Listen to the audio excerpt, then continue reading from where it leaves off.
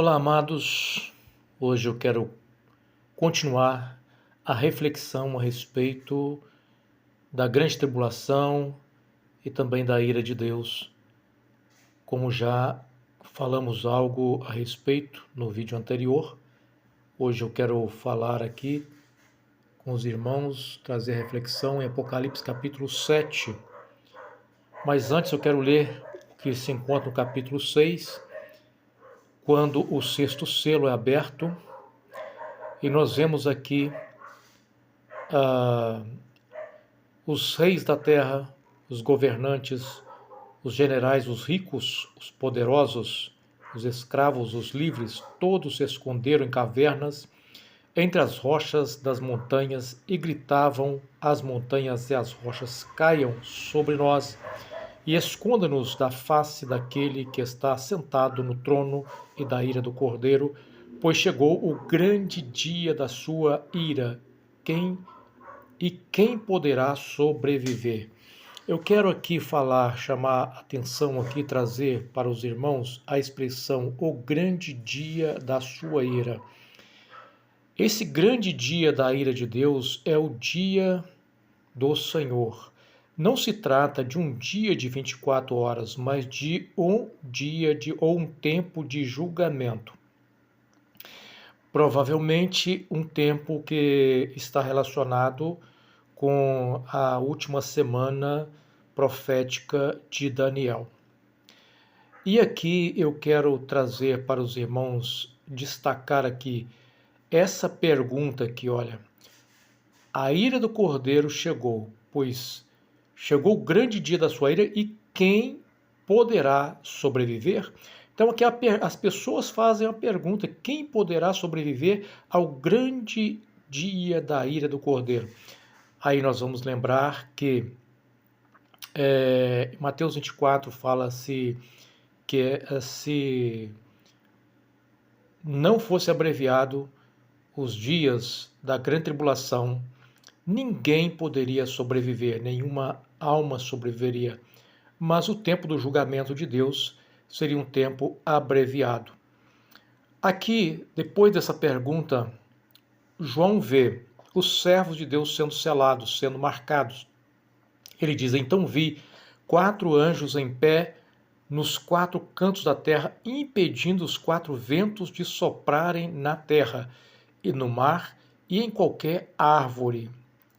Então preste atenção que os juízos de Deus, a partir desse momento, começa a se agravar, começa agora a intensificar cada vez mais o juízo de Deus a partir desse momento que nós identificamos aqui como o dia da ira de Deus, o dia do Senhor. Mas esse primeiro momento aqui, nós vemos que os servos de Deus são selados. O selamento dos servos de Deus tem aqui um objetivo importante, que é preservar aqueles que são do Senhor dos juízos que virão.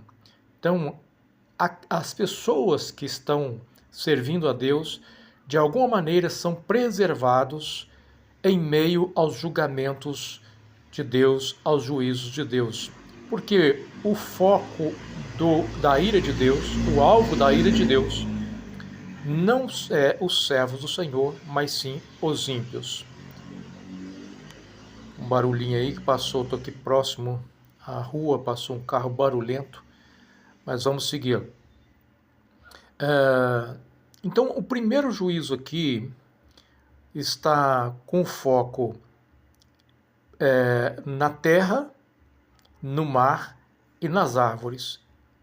Haverá um juízo sobre a natureza, uma intensificação do juízo de Deus sobre a natureza.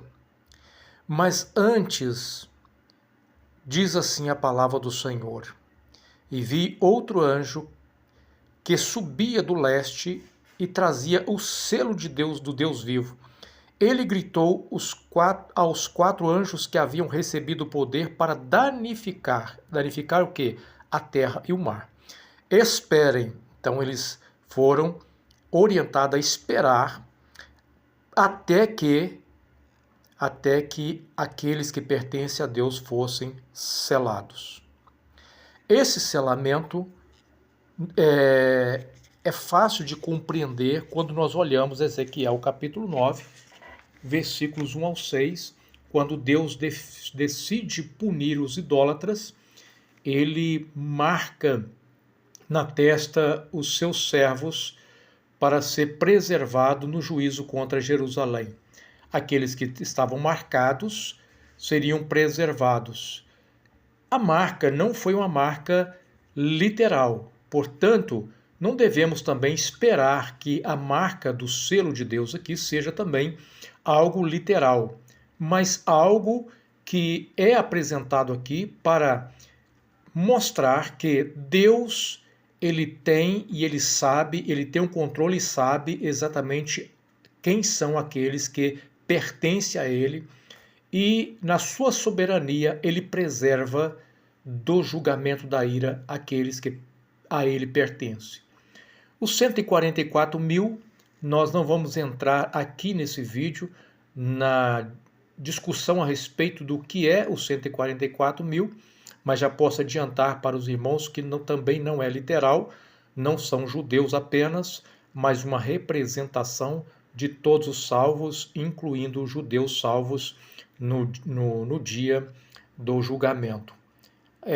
Nós temos a grande multidão que é salva. Essa grande multidão salva, elas aqui representam também esses 144 mil, porque 144 mil não é literal, e sim um número simbólico da representação da totalidade dos salvos. Então nós percebemos aqui que o Senhor preserva aqueles que são dele. Só depois de selar e de marcar aqueles que pertencem a Deus, o anjo então ele dá sequência aos julgamentos. Isso acontece quando o 7º selo é aberto. Aqui nós estamos no capítulo 8 de Apocalipse. Quando o Cordeiro abriu o 7º selo, houve silêncio no céu por cerca de meia hora. É interessante, importante nós pensarmos nesse silêncio no céu por cerca de meia hora, porque todo o livro do Apocalipse ele está relacionado com o culto da antiga aliança. Nós percebemos a figura do sacerdote, nós temos lá no Apocalipse 2 e 3 as 7 igrejas, ali nós temos 7 candelabros que estavam presentes no tabernáculo. Nós temos Cristo como sacerdote andando e observando a situação dos candelabros, ou seja, ele observando também a situação da igreja. Tudo isso acontecia no culto do Antigo Testamento. E também havia aquele momento onde o sacrifício era feito, depois o sacerdote entrava no lugar santíssimo, e nesse período a comunidade ficava do lado de fora em silêncio, em oração, esperando que o sumo sacerdote fizesse o seu ofício e saísse então para liberar o povo. Era um momento solene onde o pecado do povo estava sendo apresentado diante de Deus para ser absolvido. Então nós temos aqui uma representação bem significativa, porque o Cordeiro agora abre o 7º selo e acontece esse silêncio no céu, como que houvesse um momento de reverência, de solenidade, por causa dos juízos que viriam depois desse. E aqui nós temos, então, vi outro anjo com um incensário de ouro e ficou em pé junto ao altar. Recebeu muito incenso para misturar as orações do povo santo. Então, aqui nós temos essa ministração bem semelhante ao que os sacerdotes faziam no culto da antiga aliança, acontecendo aqui no céu. O anjo vai, ele tem um incensário de ouro, está junto do altar, mas ele mistura o incenso às orações do povo santo como oferta ao altar diante de Deus. Sabemos que a palavra de Deus diz que a nossa oração ela sobe como incenso diante de Deus. A oração do povo santo, ao contrário do que alguns compreendem, né, por exemplo, geralmente, me parece que a Igreja Católica tende-se a entender que essa oração do povo santo seria, no caso, os santos que estão no céu orando por aqueles que estão na terra. O texto não fala nada disso. O texto fala que o anjo está levando as orações do povo santo. As orações do povo santo que está na terra sobe diante de Deus, conforme a Bíblia sempre mostra, como se fosse também como se fosse incenso subindo diante de Deus. A fumaça do incenso, misturada às orações do povo santo, subiu onde o anjo havia derramado o incenso até a presença de Deus.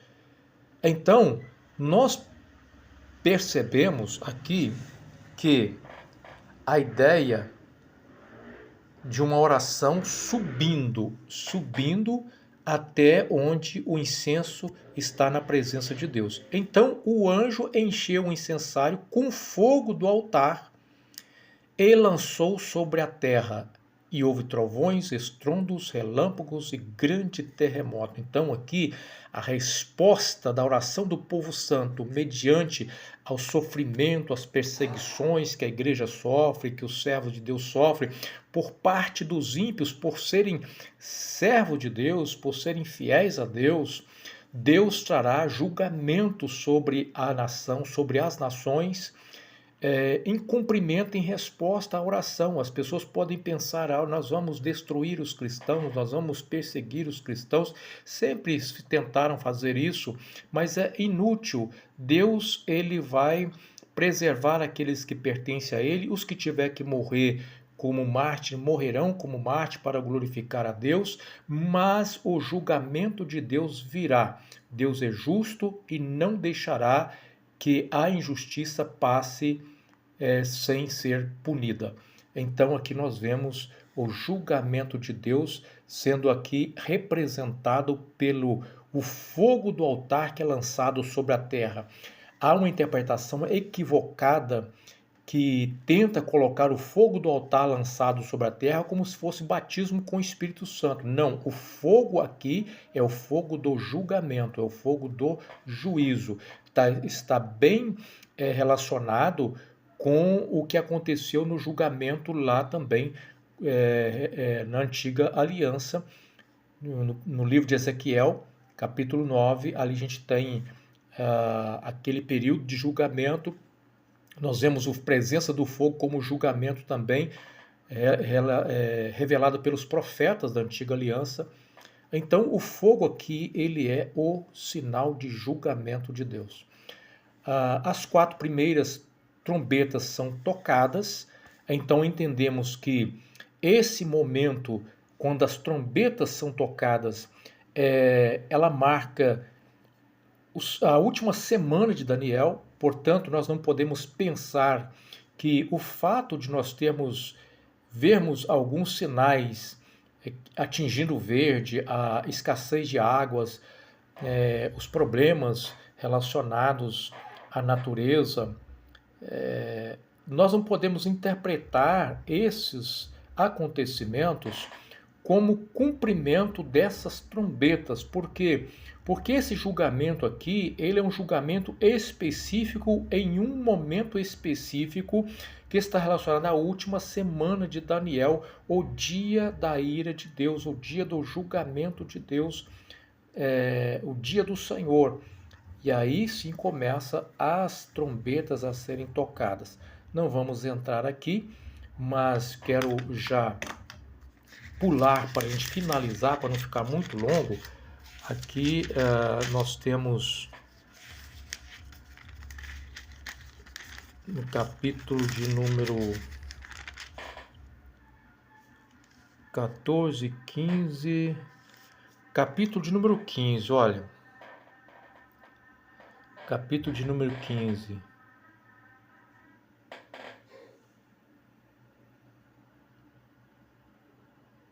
Deixa eu me ver aqui. Se é o 15 que eu quero trazer para vocês aqui.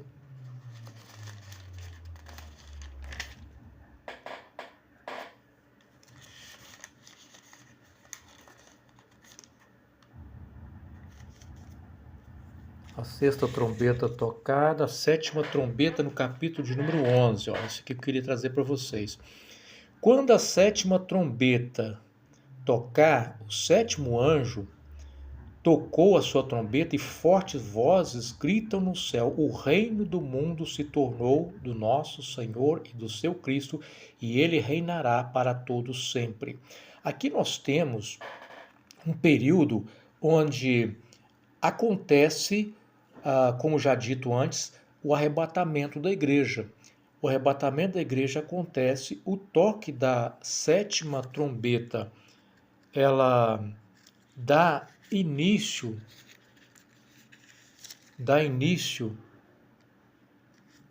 também ao toque, ao derramar da ira de Deus. Aí nós vamos ver aqui, ó. Vamos ver. Aí chega no capítulo de número 15, no versículo de número 5, as 7 taças com as 7 pragas. Então olhei e vi, e se abriu no templo no céu, o tabernáculo da aliança, e os 7 anjos que seguravam as 7 pragas saíram do templo, vestidos de linho, sem mancha alguma, com a faixa de ouro sobre o peito. Um dos 4 seres vivos entregou a cada um dos 7 anjos uma taça de ouro cheio da fúria de Deus. Algumas versões vai ser cheio da ira de Deus. Então, o grande momento da ira de Deus vem exatamente nesse derramar da taça. Já está acontecendo a ira de Deus, os servos de Deus são preservados. No ápice desse momento, a ira de Deus vai intensificando sobre os ímpios, mas os servos de Deus são preservados da ira. Aqui eu vou finalizar, depois a gente continua falando sobre o assunto mais para frente.